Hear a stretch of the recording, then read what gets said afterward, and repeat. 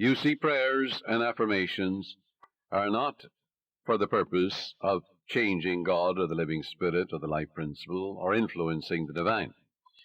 God is the same yesterday, today, and forever. You don't change God, but you align yourself mentally with that which was always true. You don't create harmony. Harmony is. You don't create love. God is love. That love of God is within you. You don't create peace. God is peace, and God indwells you. But you must claim that the peace of God floods your mind.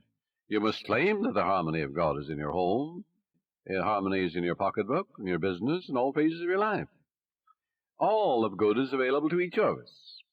Our prayers and affirmations are for the purpose of bringing our own mind to the point where we can accept the gifts which were given to us from the foundation of time. God is the giver and the gift. The oil was in the ground before you were born, before any man walked the earth. So was gold and silver, uranium and lead and copper and all the metals that we use today. They were all there. Didn't it take a little intelligence in the mind of man to find these things? Yes, so if you send 2 men to Utah, and one man is a geologist, or he may be also a mineralogist, and he finds nothing. Another man goes, in the first 5 minutes he finds a vein of uranium or silver, in the same territory, in the same land. Where was the wealth? The wealth was in the mind of the second man. He believed in a guiding principle. The other fellow found nothing. He was walking on it. So there is a guiding principle that will lead you. That's what led men to find gold and silver and oil and lead and all these things. We don't need to work on conditions. We need only to work on ourselves. The only place we can cure our lack and limitation is in our own mind. Be ye transformed by the renewal of your mind. When we have done it there, we shall find that the world, that is your body, your environment and conditions, will be a mathematical reflection of your inner state of mind. Whatsoever things ye ask for when ye pray, believe that ye have received them, and ye shall have them. That is the basis of all successful prayer, whether for the healing of our bodies, for prosperity, success, for achievement, or for material benefits. Once you convince your deeper mind that you have the thing you want, it will proceed immediately to bring it to pass. You might say to me, how can I convince my deeper mind, my subconscious, that I have riches or any other good thing, when my common sense tells me that bills are piling up, creditors are after me, the bank is calling up to pay for the mortgage and for the money I owe, and so on. You can't. If you keep thinking about debts and obligations and how much you owe, you'll only magnify your misery. But here is a truth about the laws of your mind. Your deeper mind accepts as a fact whatever you repeat to it in convincing tones, often enough, just the same as you learn to walk. You had a thought pattern, an act, whether it is swimming or walking or playing tennis or golf, and you repeat it over and over again. You knew what you were doing and why you were doing it.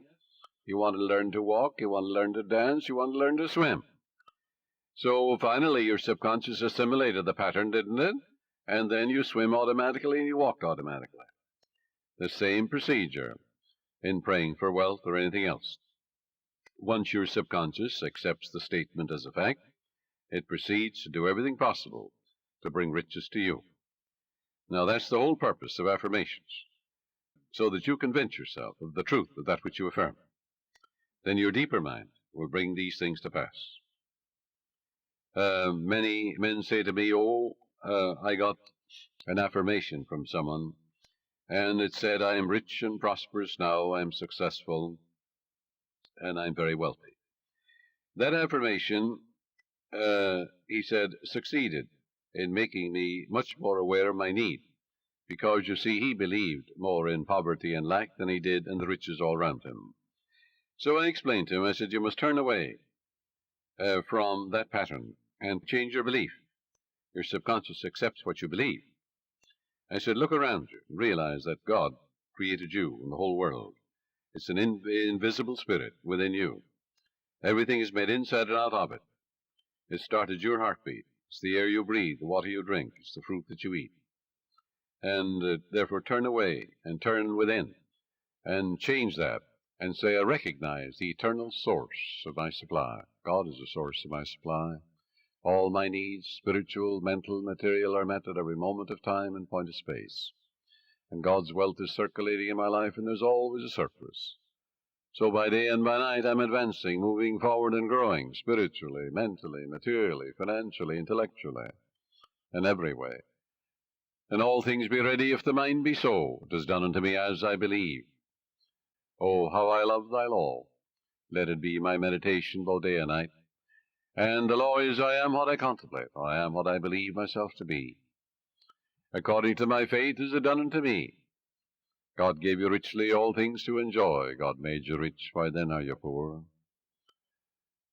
And as he began to realize the source of the infinite ocean of supply, the source of the very hair in his head, the source of the power that enables him to lift a chair, the source of the grass, the source of the hay in the field, the source of the cattle in 1,000 hills. He began to realize the source. He aligned himself with it, and then it made sense to him. Then he realized that he was writing in his subconscious mind the idea of wealth, of growth, and prosperity. He changed his belief to a belief in the riches, the endless riches, all around him, instead of poverty, which was a false belief in his mind. Don't you know there's enough fruit rots in the tropics to feed all humanity? Nature is lavish, extravagant, bountiful.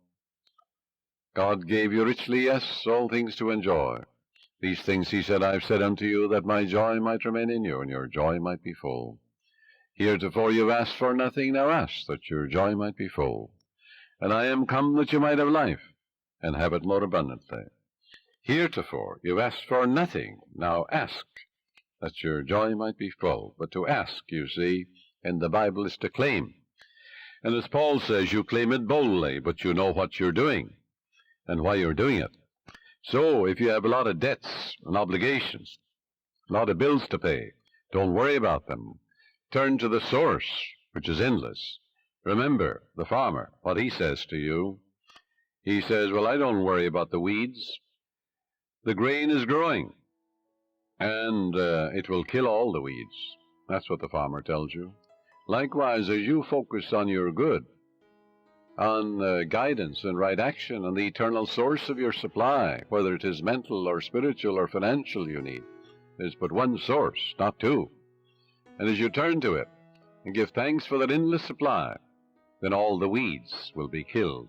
Thoughts of lack and limitation will die in you, and God will multiply your good exceedingly.